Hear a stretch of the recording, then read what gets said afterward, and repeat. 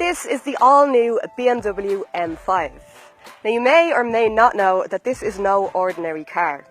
The very peak of BMW performance, it's powered by a 4.4 litre V8 petrol engine that pushes out an astonishing 600 brake horsepower and can take you from standing to 100 kilometers an hour in just 3.4 seconds.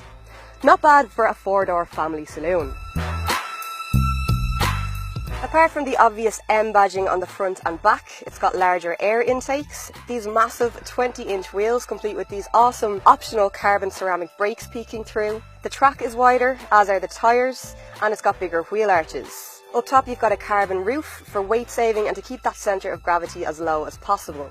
These gills in the wing mirrors to let the air pass through freely when you're racing down the motorway at no more than 100 kilometers an hour, of course. Then around the back you've got no less than 1, 2, 3, 4 exhausts. Bonus points if you manage to spot the extra creasing on the bonnet. The big and slightly controversial news with the new M5 is that it's now all-wheel drive. So no longer a rear-wheel drive drifter's dream. But you can fix that. If you turn the stability control off, the first thing they'll suggest is this M dynamic mode, which doesn't turn it off altogether, it just restricts it for a sportier feel. But if you hold it down for long enough, you can get it off, and that is when it will allow you to switch it to two-wheel drive only. Now BMW do give a slight disclaimer here that basically says, don't do this, unless you're on a track or an experienced track driver. Now I am neither of those things, so we must obey.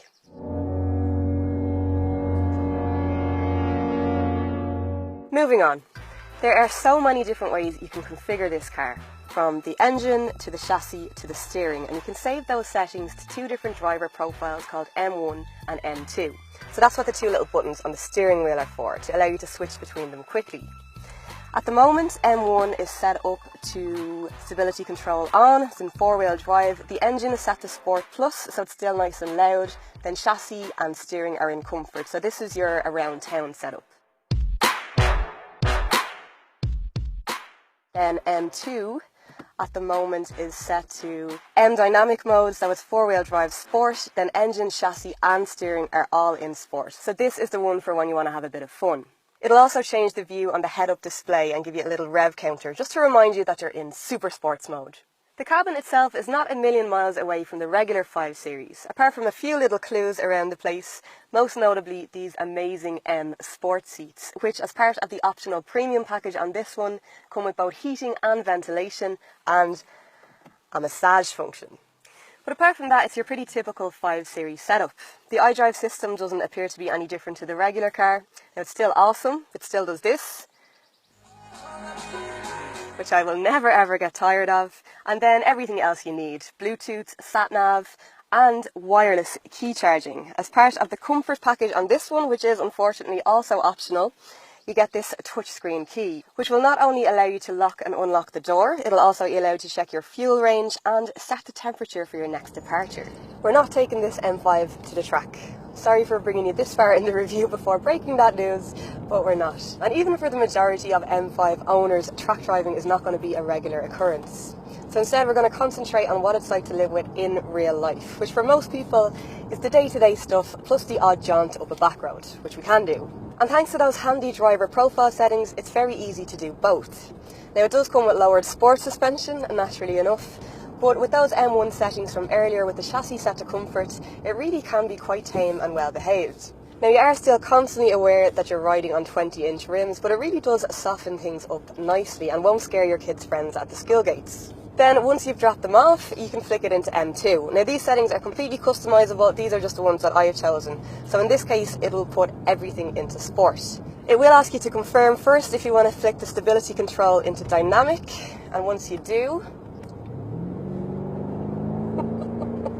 you just get this instant surge of power. Everything feels a lot more urgent, the steering weight's up, and you're free to do whatever you want to do, which will remain between you and the mountains.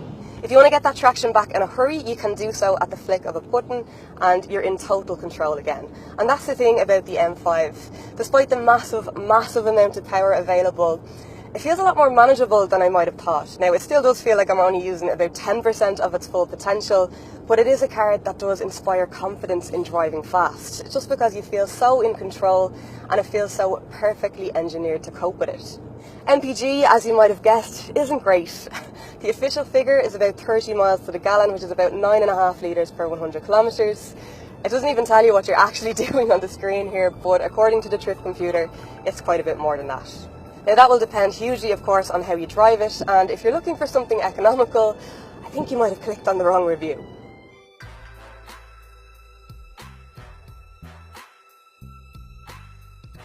In other slight economic issues, the new M5 has a starting price of €164,000.